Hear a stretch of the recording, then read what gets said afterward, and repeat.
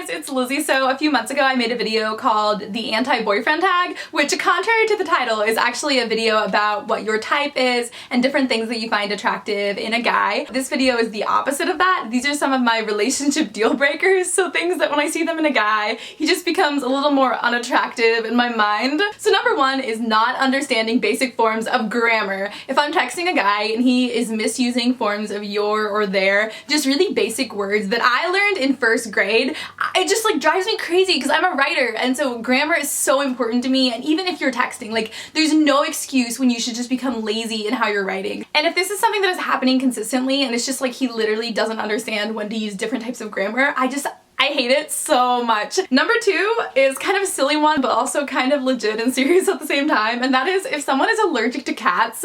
Because when I'm older and have a family and grown up and all, I want to own a cat because I love cats so much. I think they're adorable. I love animals, and it would have to be like a really amazing guy to marry someone who I know that for like the rest of my life I couldn't own a cat because of this guy. So the next one would be if a guy just like does not care about discussing like really cool like philosophical or theological like hypothetical ideas. And examples of this are like, is God inside of time or outside of time? Like, does predestination exist or is it something else? Like, just different ideas like that. Like, I love discussing things like that, and I think that it comes to a point when I get exhausted by that. But if someone just is like not at all interested in that, they're just like, oh, I can't understand it, so I don't care, so let's not even waste time discussing it, that would annoy me so much, because conversations like that make me think about God in a different way, and they're just so exciting and awesome for me. And of course, like, we can't understand God, and it's like silly to try to an extent, but I think that it's almost a form of worship thinking about him in that way. And so if a guy was just like, nope, don't want to talk about it, we can't understand it, that would make me really sad. Someone who is really into sugarcoating things, so if they have a problem with you, instead of just like directly stating it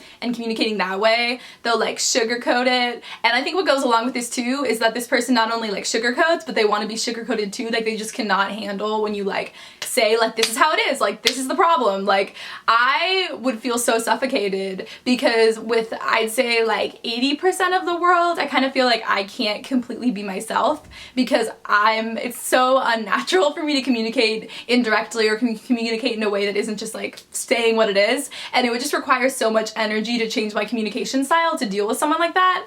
And it would just be, I could not handle it. What kind of goes along with sugarcoating is someone who can't handle confrontations or is uncomfortable by confrontations. I am very comfortable with just being like, okay, like, this is the problem, like, let's deal with it, let's talk about it, and then move on. Someone who is extremely patriotic, but too far to the extent where they're like American exceptionalism, like, we're the best country in the world, like, God loves us more than other countries. I feel like that type of patriotism is so prevalent in our country, especially in Christian circles, and I hate it so much because God is the God of the whole world and of every country, and there's Christians in every country, and I want to be a missionary when I'm older. I mean, I spend my summers in Thailand doing missions work. I'm going to move to Thailand after college, and so being a missionary is just like really, really important to me. And if you can't respect other cultures and find beauty in other cultures and realize that we all have unique, awesome aspects to our countries and our cultures and our histories, that is just awful to me. Like, I could not handle that in a relationship. Guys who say sexist things and actually mean them. This happens not that much to me because I feel like most of the people I surround myself with are very open-minded and are into gender equality and like progressive thinking, but I do interact with guys at my school who just will say sexist things, and it's not even like they're joking to be kind of funny or flirtatious. They're just like straight up being sexist and they don't even realize it. It's just like so normal and intuitive to them that just like, it makes me feel so overpowered, and I don't like it at all, and I would have to marry a feminist. Smoking! I cannot date a guy who smokes. I have friends who smoke, and I've become a lot more open-minded this year about smoking in general. Like, I'm comfortable with someone smoking when we're talking, like, next to me, but I would not at all be down to kiss someone who smokes. That would be disgusting. Like, I could not handle it. So I guess if I really liked a guy who was a smoker, I would just be like, okay, like, you need to quit or we're not gonna be together. Like, yeah, that would be like an ultimatum for me. Another thing that I couldn't handle is excessive cursing.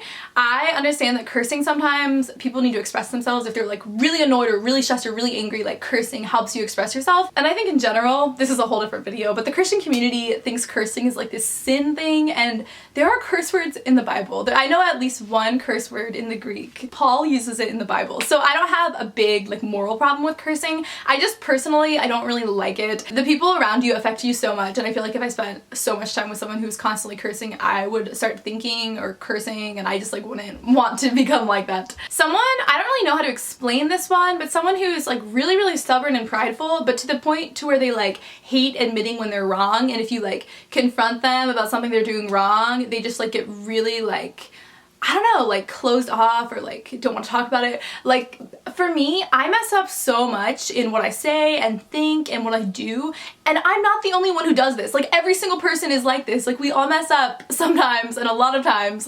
And so if someone isn't comfortable with admitting when they're wrong and admitting that they're flawed, that would just be something that I couldn't deal with. Another thing that might seem kind of silly, like the cat thing, but I'm actually really serious about, is dancing. If a guy just does not dance or doesn't like dancing or refuses to dance, that would make me legitimately sad.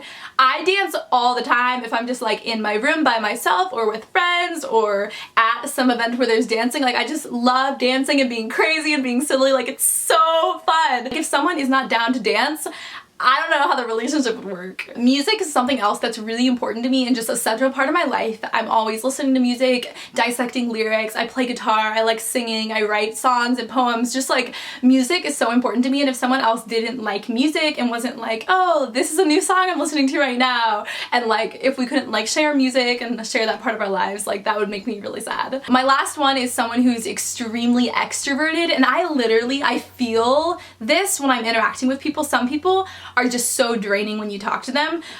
Other people, I have to spend a lot of time with them to feel drained. It's not like annoyed, it's just like you feel kind of like not comfortable with their personality. And so I would need to be with someone who's either introverted or kind of like ambiverted like I am, because if you're so extroverted, it makes me really uncomfortable. But the thing with extroverts, it's not like I have a problem with extroverts. Like if I met an extrovert and I wasn't drained by them ever, I would be like so down. But it's just the fact that pretty much everyone I know who's extroverted, there comes a point when I just get annoyed by their presence. And it's kind of like I'm really emotionally sensitive, and not in the sense of like I'll get offended by something someone says to me or like really hurt by like someone being critical. I feel different vibes or essences from people. I don't know how to explain this, but I just start to feel like if someone's so extroverted, I feel uncomfortable with their personality. And so that's why I feel like I would need to date an introvert or an ambivert or someone who for some reason doesn't drain me by their personality and their presence. So those are some of my relationship deal breakers that I thought of. I think that these types of videos where you talk about like pet peeves or like things that annoy you or people who annoy you are kind of really fun to watch,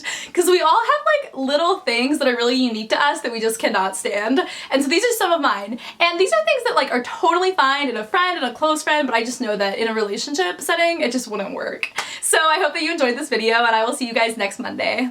Bye!